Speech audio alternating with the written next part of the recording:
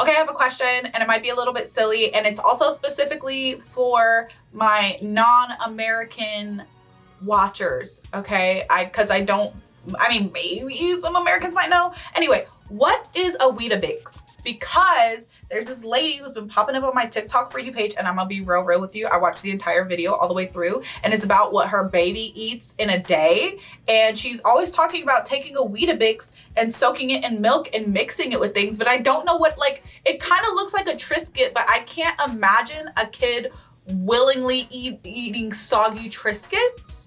So I just need an explanation for what a Weetabix is. Anywhoosins, what up, Ho Biscuits? It's your girl Skitten, back at it again. Today we are finally here for the long-awaited extra history series about Wu Zetian. If you guys watched my Evil Queens video with Chavez, you guys saw me let you know that I was going to be doing this series, and I'm really excited. I haven't done an extra history series in a while. Also, if you haven't checked out those on my channel, make sure you go look at them because I personally think that they're very, very fascinating. I have a great time with them. So the title of this one is Wu Zetian, Hated by Gods and Men. This is part 1. I want to say there's like 4 or 5 parts of this, so I'm pretty excited about it. I hope you guys are doing well. Hope you guys are staying safe and sanitized. And without further ado, let's go ahead and get started. Chang'an, China, 684 CE. Dowager Empress Wu orders the nervous messenger to read the letter aloud before the entire court. Okay. It's from a poet who has joined a rebellion against her. It describes and denounces Wu. It details how she rose from a low-level concubine to be the power behind the imperial throne, ruling through a series of puppet emperors.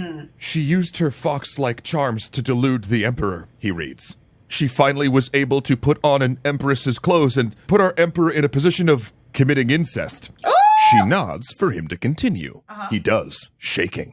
She has a heart like a snake and a lizard and a disposition similar to a wolf. She is close to insidious individuals and murders the faithful and the good. Aside from the murders, the faithful and the good, like everything else just sounds like she's a badass, to be real. Maybe that speaks to me. But if you tell me like, oh, she's like a snake, she's like a fox, she's like this, I'm like, hell the fuck yeah, I am. But also nobody would ever say those things about me. Everyone just feels like I'm very soft, and it's actually really annoying, but it's fine. I'm not soft, I'm strong. She killed her sister, slaughtered her brothers, murdered her emperor, and poisoned her mother. Both gods and men hate her, and heaven and earth cannot allow her to exist. The throne room falls silent. That's crazy. Wu accepts the letter, scanning it. Then she laughs, and turning to her advisors, shoots them a look. This is your fault, she says, waving the letter. You should have hired him to work for us. Damn.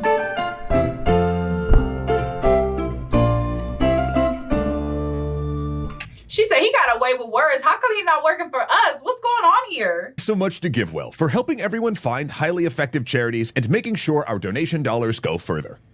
Empress Wu Zetian, or Wu Zhao, to use the name she called herself, is one of the most fascinating and dramatic characters in world history. Entering the imperial court as a 14-year-old concubine, she began a meteoric rise through the ranks of the emperor's harem to capture the heart of the man's heir and rule as co-monarch through a series of weak emperors. There, she served as a stable force amid changeable and often incompetent rulers, steering the Tang dynasty through the period of its greatest glory. Her administrative reforms and sponsorship of the new foreign religion of Buddhism permanently changed China and helped the dynasty endure another 200 years after her death. But her greatest achievement, what makes her so notable, is that she is the only woman in history to rule China not as a regent or through a weak monarch, but under her own name.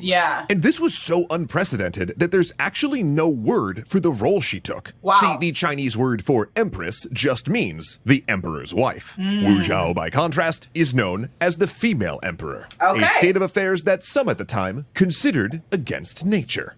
In the 7th century, China was a land ruled by Confucianism. While the common people practiced Taoism, folk beliefs, and the newly arrived faith of Buddhism, the ruling class adhered to the teachings of Kong-Fu-Tse, or Master Kong, a 6th century BCE scholar, whose name Jesuit missionaries later Latinized into Confucius. And the thing about Confucianism is that it had a hard lock on the minds of court officials. To serve the court was to be a Confucian scholar. It was the organizing principle of imperial power. That's significant. Because Confucianism is a religion, or a moral system, or maybe a humanist philosophy, it's sort of hard to tell. Anyway, the important thing is that it's based in organizing society around hierarchical relationships. Right. Fathers rank above sons, older siblings rank above younger ones, lords above vassals, etc. And crucially, wives were supposed to be quiet, obedient supporters of their husbands and yield control to adult sons.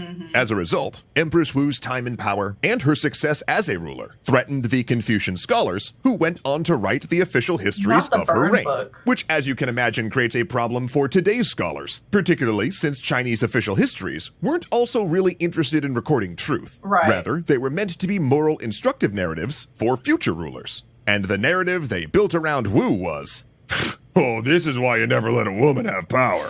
Histories of Wu villainize her as a monster, a treacherous plotter who manipulated her way into power via sex and assassination, then slaughtered her political opponents in mass executions. A vile usurper who killed off 12 lines of her own family tree. But many of those stories are likely exaggerated or even invented. The most infamous accusation, that she supposedly had her rivals' hands and feet lopped off before throwing them into a vat of wine to drown. Oh yeah, don't worry, we'll get there in Ep 2.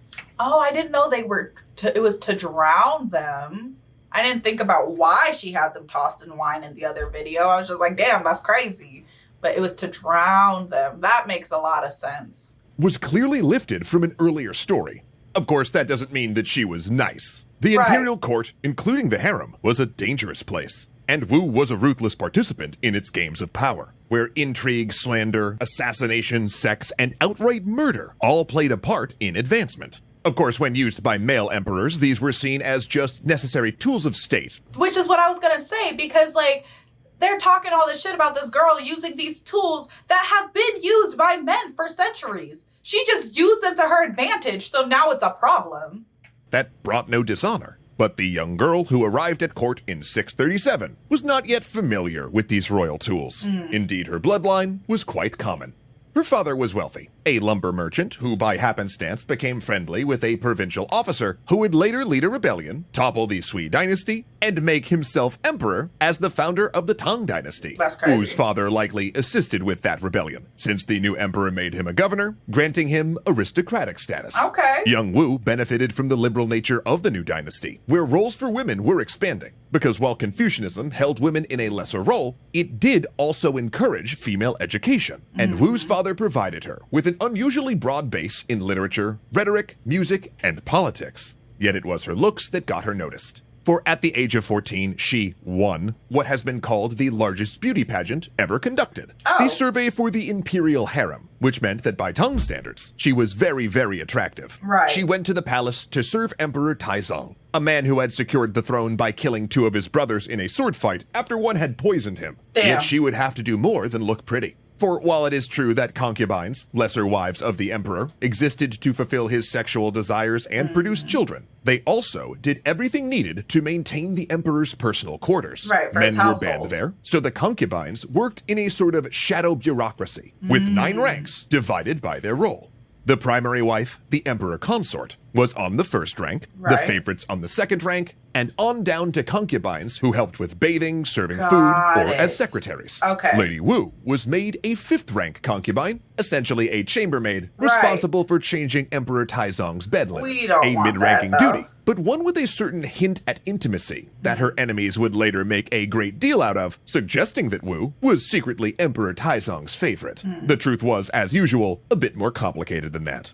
Throughout her life, Wu would go back and forth on whether she and Taizong ever slept together, depending on what version was expedient at the time. Realistically, the 40-year-old Taizong probably slept with her a couple of times, as it was common, but according to Wu's own account later in life, he seemed to find her a little unnerving. Her big moment with him came one night as he relaxed with his concubines, discussing his favorite subject, his horses. Oh, Taizong loved his horses more than anything. They'd been his mounts as a young warrior, and he took more joy in them than even his own children.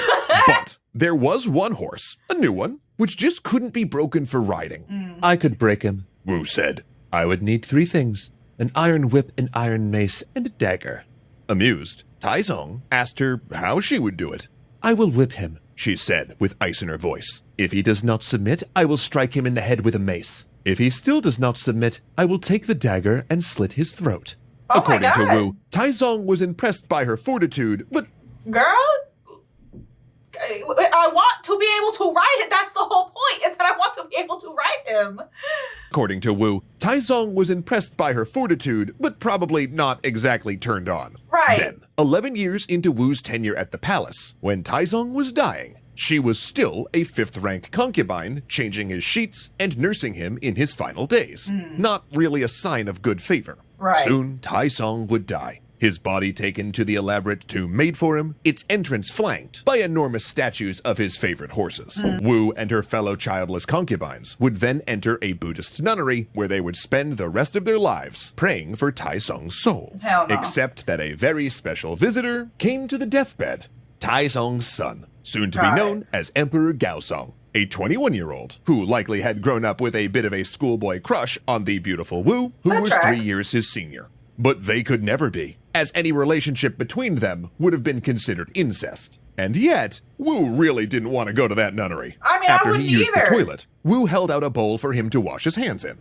Once he'd finished, he flicked them dry, spraying water on her face. What the Perhaps hell? an accident, perhaps a flirtation. But without missing a beat, she looked up to him and said, "I accept heaven's favor of rain and mist." Which is 17th century harem speak for, "Oh, I'm into it, kid. Let's do this." Oh, no. And, you know, she said, "I'm not finna go to a nunnery. What are you talking about? Like, I'm too fine. I'm too fine." And she was young, right? She was like 20 something. She was not about to go to a nunnery. Absolutely not. I support that. I support her. I'm really excited. This was an excellent introduction. I'm looking forward to the next installation. Also, make sure you guys keep an eye out for my SCP content that I have coming out. And like I have been telling you guys, Chavez and I have some other projects going on that we will be releasing shortly, so make sure you guys keep an eye out for that. Don't forget to leave your reaction requests and recommendations down in the comments below, and other than that, peace out, hope biscuits. It's Skittenlit.